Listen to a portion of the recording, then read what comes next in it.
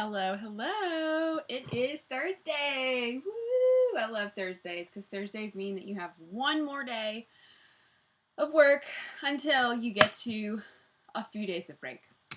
I delivered a couple of things for some friends today. I got to see Thaddeus, and I went by Michael's house. I didn't see him, but I did get to drop his books off for him because I still had his. So it was good to get out of my house a little bit. And now I'm back and I'm here ready to read the next chapter, or to have you read it with me, or you to read it all by yourself. I like this option because this gives you a couple choices what you want to do. If you want to just sit and listen, if you want to read along, or if you want to mute me and read the book on your own. There are lots of different choices. But real quick, I'm going to check to make sure. I thought the caterpillars were supposed to be here today, but they are not. They shipped on Monday. I'm going to look at my email because I thought they were supposed to be here today. Let's see what it says. I swear, these caterpillars are going to drive me crazy. It's usually an easy thing to do, and it has been very difficult. So thank you, COVID-19. So it's in Atlanta right now. The caterpillars are in Atlanta. So I'm guessing tomorrow. Hopefully tomorrow, because I don't think they're supposed to be in the mail for that long. Because they grow pretty fast, and they're all in like one container. And that would be really sad. It says Friday. Okay, so they'll be here tomorrow. So I will be able to deliver them to you guys on Saturday or Sunday, depending on how things go. But let's go ahead and get ready for the next chapter. I'm going to minimize me. And we're going to go over, yesterday was chapter 11, Voices, and chapter 12 today is Nose. Now, if you look, there is Mr. Gorf, and he is hideous. He's got 3 nostrils. Look, he's talking on a flip phone. This is an old school book. He looks kind of evil. So this is chapter 12, Nose. So this is the time you can mute me and read yourself, read along with me, or just listen. Mr. Gorf locked the door. "I don't want any more interruptions," he said. Very quietly, Leslie slipped a piece of paper out of her desk. Then she felt around for a pencil. Mr. Gorf returned to the teacher's desk. He opened the top drawer and took out the class list. It had the names of all the children in the class, their parents' names, and their parents' home and work phone numbers. "Let's play a game," he said, speaking in his own normal French donkey with a sore throat voice. "The name of the game is Who Am I Now?" Leslie found a pencil. She held the piece of paper on her lap where Mr. Gorf couldn't see it and wrote help in big letters. She had to get it to Louis, the yard teacher. Mr. Gorf touched the tip of his nose. "Who am I now?" he asked. It was a girl's voice, soft and warm, with just a little bit of a giggle in it. Everyone looked at Rondi. "Rondi," said Mr. Gorf. He opened his briefcase and removed a portable phone. He dialed Rondi's home number. A portable phone is the same thing as a cell phone. Just FYI. "Hello, Mommy," Mr. Gorf said into the phone using Rondi's voice. "No, nothing's wrong. I just called to say I hate you. You're the worst mommy in the whole world. You're ugly and you smell bad. It's not fair. Out of all the mommies in the world, I got stuck with you." He hung up the phone. Rondi sat crying in her chair. Mr. Gorf touched his nose. "Isn't this a good game?" he asked, sounding very much like a sick French donkey. "Rondi is crying, and at home her mother is crying too." He laughed.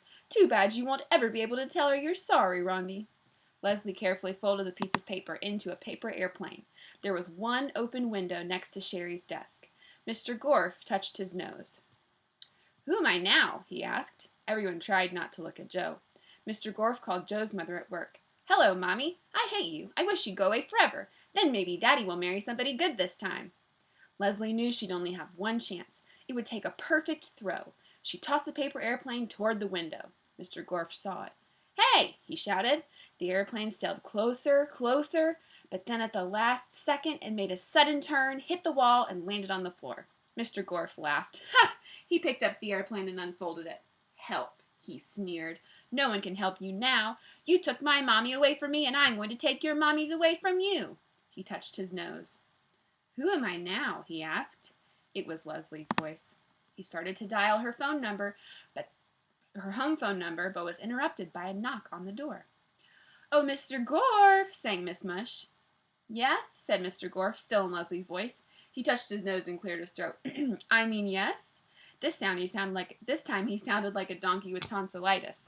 He touched his nose again. "Yes?" he asked in the pleasant voice he took from the Scottish gentleman. "It's me again," said Miss Mush. Miss Mush's voice was like 2 boots sloshing through mud. "I baked you a pie, Mr. Gorf, to welcome you to Wayside School." Mr. Gorf sighed. "You are very kind, Miss Mush," he said, "but we are all quite busy at the moment. Perhaps another—" "It's best to eat it while it's still warm," said Miss Mush. "You probably don't get fresh pies very often, being a bachelor and all." "I really hate to disturb the class," said Mr. Gorf. "I'll tell you what. I'll just come outside a moment, and you can hand it to me." He glared at the class, daring them to move. Then he opened the door. "I hope you like pepper pie," said Miss Mush. She smashed it in his face. Mr. Gorf turned around. His face was covered with a thick pepper cream, and he sneezed. Calvin laughed. "Hey, my voice is back," said Calvin. "Wait a second, this isn't my voice. I sound like Bebe." Mr. Gorf sneezed again. "I can talk," shouted Jenny, "but who am I?" Mr. Gorf sneezed. "You're Mauricia," said Jason. Jason sounded like the gentleman from Scotland. Mr. Gorf kept sneezing. "Who might I be, Sonny?" Paul cackled. He sounded like somebody's grandmother. Todd barked. "Achoo!" Mr. Gorf sneezed so hard his nose flew off his face.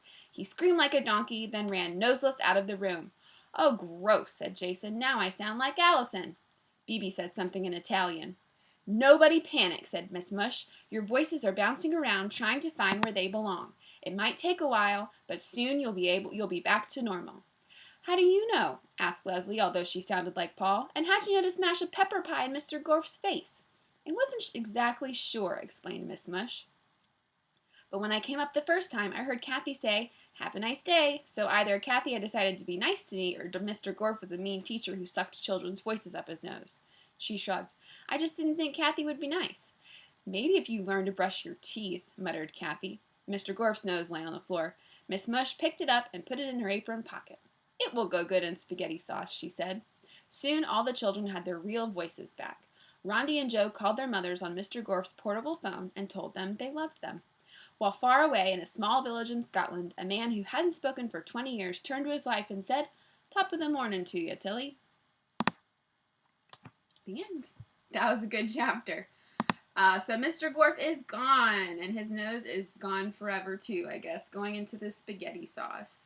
So tomorrow is Friday, and tomorrow's chapter we will be reading is called The New Teacher. And look, she looks so nice. Very nice.